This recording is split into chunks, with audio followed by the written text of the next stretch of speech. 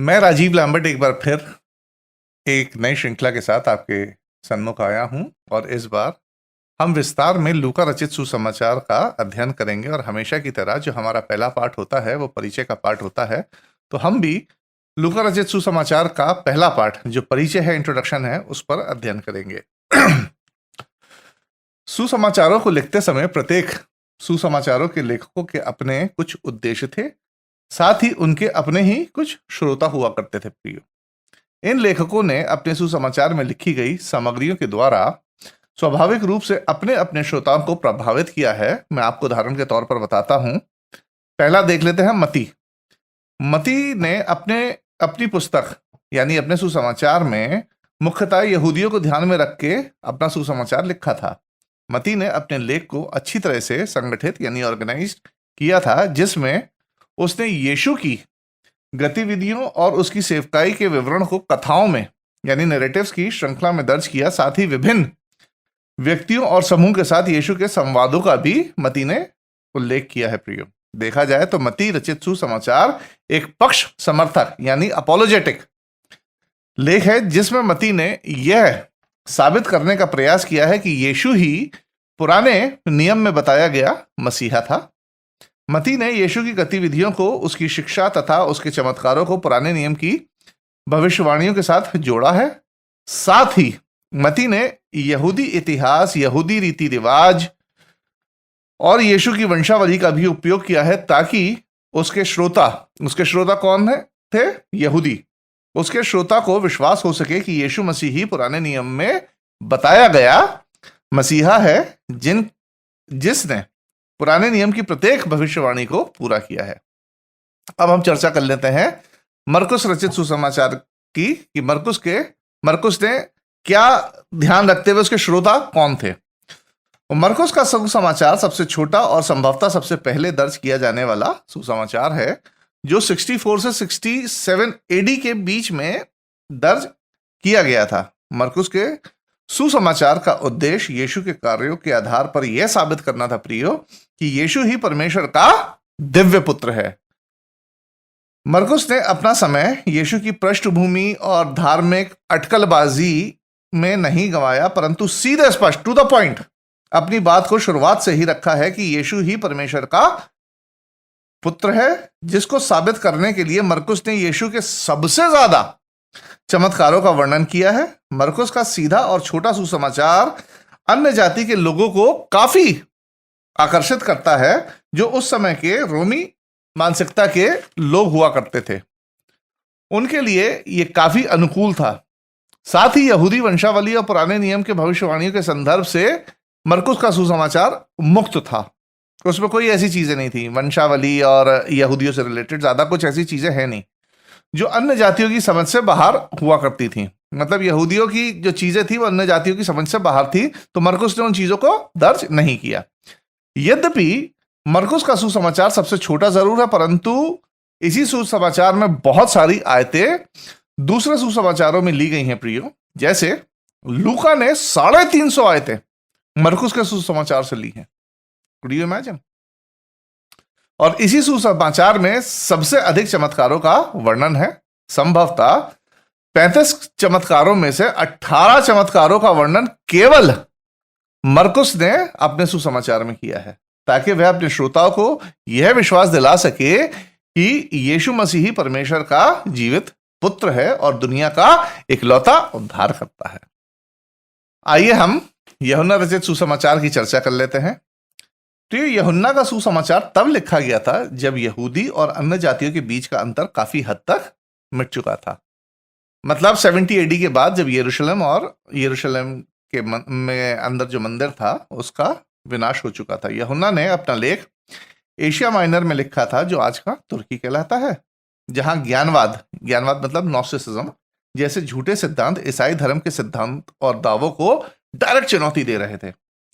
इसलिए यूहन्ना के लिखने का उद्देश्य यह दिखाना था कि यीशु मसीह पूरी तरह से मानव था, साथ ही पूरी तरह से दिव्य भी था, डिवाइन भी था। यूहन्ना का यह उद्देश्य ज्ञानवाद की शिक्षा को चुनौती देना था, जो यीशु को पूरी तरह से ना तो मानव मानते थे और ना ही दिव्य मानते थे। कि यीशु, उनका सोचना था कि यीशु अलग अलग समय पे कभी मानव हो जाता था और कभी दिव्य हो जाता था। उदाहरण के तौर पर मैं आपको बताता हूं, उनका सोचना था, इनका ज्ञानवादियों का सोचना था कि बपतिस्मे के दौरान दैव्य शक्ति यानी डिवाइन एलिमेंट्स यीशु के ऊपर उतरे थे, जिन्होंने सूली पर यीशु का साथ छोड़ दिया था। इसलिए यूहन्ना का उद्देश्य यीशु को परमेश्वर के दिव्य पुत्र और मनुष्य के रूप में यह दिखाना है कि केवल यीशु में ही उद्धार पाना संभव है। यूहन्ना अपने सुसमाचार में यीशु की उन घटनाओं को प्रस्तुत करता है जिसके माध्यम से यीशु की दिव्यता और उसकी महिमा प्रदर्शित हो सके। साथ ही यूहन्ना विश्वास और अविश्वासियों की प्रतिक्रिया और उनके अंतिम गंतव्य यानी उनके इंटरनल डेस्टिनेशन का भी वर्णन करता है कि विश्वासियों का इटर्नल डेस्टिनेशन क्या होगा और अविश्वासियों का इटर्नल डेस्टिनेशन गंतव्य क्या होगा। आइए अब हम लूका की बात कर लेते हैं। मती और यूहन्ना दोनों ही यीशु के द्वारा चुने हुए शिष्य थे और व्यक्तिगत रूप से यीशु के बपतिस्मे, उसकी सेवकाई, उसकी मृत्यु, पुनरुत्थान तथा उसके स्वर्गारोहण के साक्षी थे। और इन दोनों का सुसमाचार इस बात को दर्शाता है। प्रियो मरकुस के अंतिम दिनों की सेवकाई पतरस के साथ गुजरी थी, जो मैं आपको पहले बता चुका हूं मरकुस रचित सुसमाचार में। तो जो कुछ पतरस बताता था मरकुस उसे दर्ज करता था। इस लिहाज से मरकुस का जो सुसमाचार है वो काफी हद तक पतरस की गवाही और उसका अनुभव है, जो मरकुस द्वारा अपने सुसमाचार में दर्ज किया गया है। ठीक इसी तरह लूका भी चुने हुए शिष्यों में से नहीं था, परंतु पतरस, पौलुस और शुरुआती कलीसिया के सक्रिय अनुभवियों के साथ मिलकर उनके द्वारा जानकारियां लेकर यीशु के जीवन, शिक्षा और उसके चमत्कारों का विवरण लूका ने अपने सुसमाचार में दर्ज किया है। आइए अब हम इसके इतिहास की चर्चा कर लेते हैं। लूका के इतिहास की चर्चा। लूका ही प्रेरितों के काम पुस्तक का भी लेखक है। प्रेरितों के काम की पुस्तक के कुछ विवरणों में लूका ने ऐसी व्याकरण का उपयोग किया है जो इस बात का सुझाव देती है कि उन घटनाओं में लूका स्वयं उपस्थित था। किनके साथ? प्रेरितों के साथ, और उन घटनाओं का गवाह भी था। इससे यह जान पड़ता है कि लूका एक गैर यहूदी परिवर्तित मसीह था, जेंटाइल कन्वर्टेड क्रिश्चियन, जो शायद उस समय परिवर्तित हुआ होगा जब यहूदियों द्वारा ईसाइयों पर सताव आया था और ईसाई लोग यरूशलेम छोड़कर अन्य जगहों पर चले गए थे। इसका विवरण हमें प्रेरितों के काम 11वें अध्याय में मिल जाता है। और शायद इसी समय में लूका ने यहूदिया और उत्तरी क्षेत्रों में सुसमाचार का प्रचार किया था, और शायद इसी समय के दौरान अंताकिया में कलीसिया स्थापित की गई थी, जहां लोग सबसे पहले क्रिश्चियंस कहलाए थे, मसीह कहलाए गए थे। लूका को एक वैद्य और एक अन्य जाति के रूप में संदर्भित किया गया है। कुलूसियों 4 में इस बात का विवरण हम देख लेते हैं। देखा जाए तो नए नियम का 1/4 भाग एक गैर यहूदी परिवर्तित ईसाई द्वारा लिखा गया है, जिसे पूरी दुनिया लूका के नाम से जानती है। अब हम लूका और पौलुस के संबंधों की चर्चा कर लेते हैं। जैसे मैंने अभी आपको बताया है कि लूका गैर यहूदी धर्मांतरित मसीह था, जो पहले मिश्रित कलीसिया मतलब मिक्स्ड कॉन्ग्रीगेशन मतलब यहूदी और अन्य जाति का सदस्य था। जब बरनबास पौलुस को सिखाने अंताकिया ले जा रहा था, लूका उससे पहले ही परिवर्तित हो चुका था। प्रेरितों के काम 11वां अध्याय। संभवतः इससे यह पता चलता है कि लूका प्रेरितों से मतलब बरनबास और पौलुस से मिला होगा और उनसे आगे की शिक्षा प्राप्त की होगी, क्योंकि पूरे 1 वर्ष तक दोनों बरनबास और पौलुस ने अंताकिया में सुसमाचार का प्रचार किया था और कलीसिया को सिखा रहे थे। और जब पौलुस और बरनबास अपनी पहली सेवकाई की यात्रा के लिए निकलने वाले थे, तो संभवतः उस समय लूका अंताकिया में उनके साथ रहा होगा। प्रेरितों के काम 13वां अध्याय। लूका की सेवकाई। पौलुस के साथ लूका की सेवकाई की पहली झलक हमें प्रेरितों के काम उसके 16वें अध्याय में देखने को मिलती है, जहां लूका त्रेयोस में पौलुस के साथ था, जहां पौलुस अपनी सेवकाई की दूसरी यात्रा पर होता है और इसी दौरान एक दर्शन के माध्यम से मकीदुनिया प्रचार करने के लिए जाता है। यहां लूका की उपस्थिति हमें हम शब्द के आधार पर पता चलती है। प्रेरितों के काम 16वां अध्याय। 53 ईस्वी में तीसरी सेवकाई यात्रा से लौटने के बाद कैसरिया में पौलुस के प्रारंभिक कारावास के दौरान, मतलब पहले कारावास के दौरान, लूका पौलुस की सेवा कर रहा था। यह वो समय था जब पौलुस मंदिर में पकड़ा जाता है और कैद कर लिया जाता है। कई वर्षों के कारावास के बाद लूका पौलुस के साथ रोम की खतरनाक यात्रा करता है और कैसर के सामने उपस्थित होने के लिए लूका पौलुस के साथ जाता है।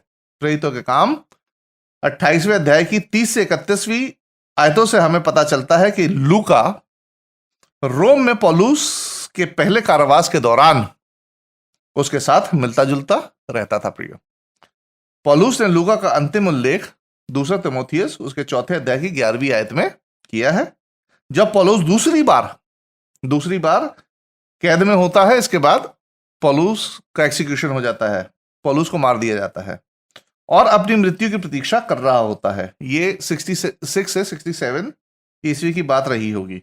इस दौरान केवल लूका ही पौलुस का एकमात्र कार्यकर्ता बचता है।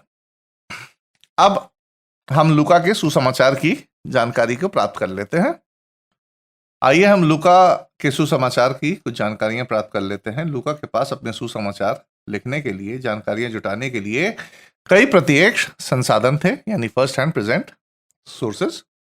अंताकिया की कलीसिया के प्रारंभिक सदस्यों के रूप में लूका प्रेरितों और अन्य सक्रिय लोगों के साथ सुसमाचार के प्रचार में लिप्त था। प्रियो, लूका पौलुस के साथ भी कई सेवकाई यात्राओं में उसके साथ था और पौलुस की शिक्षा और चमत्कारों का आंखों देखे हाल का गवाह भी था। इसके अलावा लूका ने पौलुस के साथ सुसमाचार के विषय में चर्चा करते हुए कई वर्ष बिताए थे, जब पौलुस जेल में अपनी कई पत्रियों को लिख रहा था।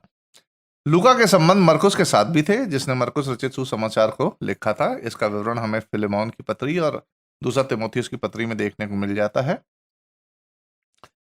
हमें देखने को मिलता है कि मरकुस और लूका दोनों ही जेल में पौलुस के सहकर्मी थे और संभवतः पौलुस की मृत्यु के समय भी उसके साथ ही होंगे।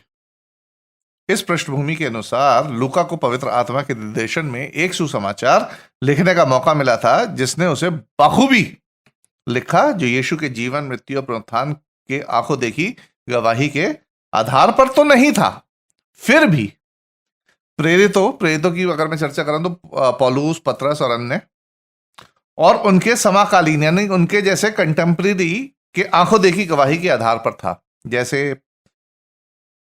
मरकुस, बरनबास, मरियम इत्यादि, जो शुरुआती कलीसिया के सक्रिय सदस्य थे। लूका ने अपने सुसमाचार की शुरुआत में ही इस बात की घोषणा कर दी थी कि उसके सुसमाचार का संकलन यानी कंपाइलेशन कई स्रोतों से लिया गया है, जिसके माध्यम से वे यीशु की जीवनी की सच्चाई दूसरों के आगे प्रकट कर सके।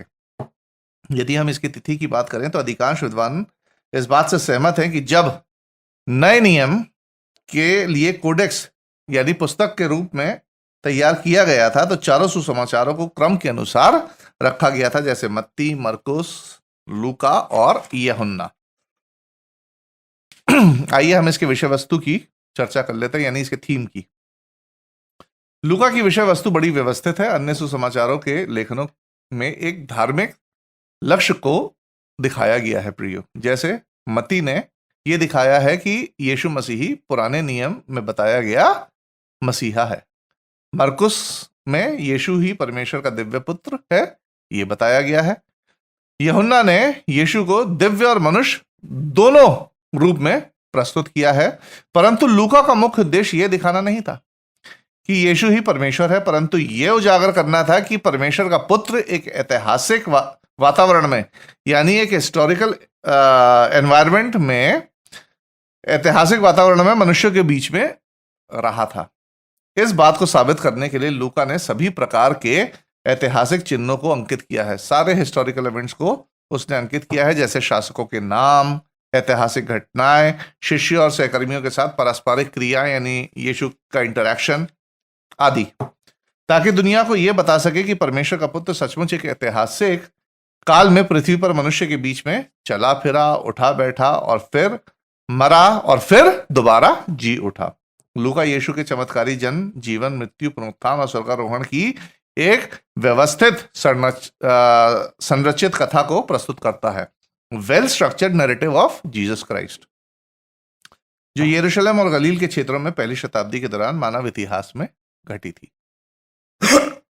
अगर हम इसकी रूपरेखा की बात करें तो हमारे अध्ययन की रूपरेखा यानी लूका रचित सुसमाचार की रूपरेखा कुछ इस प्रकार से रहेगी प्रियो। पहला सेक्शन हमारा रहेगा शुरुआत यानी बिगिनिंग, जो पहले अध्याय की पहली आयत से शुरू होकर तीसरे अध्याय की 38वीं आयत पर खत्म होगा।